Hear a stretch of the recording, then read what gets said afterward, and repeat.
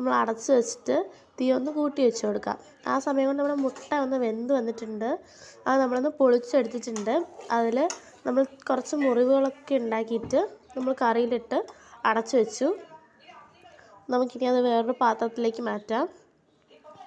നല്ല ചൂട് ദോശയോടുകൂടി ഈ മുട്ടക്കറിയും ചൂട് ചായയും ആഹാ സൂപ്പർ. എല്ലാവരും ഒന്ന് ട്രൈ ചെയ്ത് നോക്കണേ. അപ്പോൾ ഇന്നത്തേക്ക് ഇത്രേ ഉള്ളൂ. ബായ്.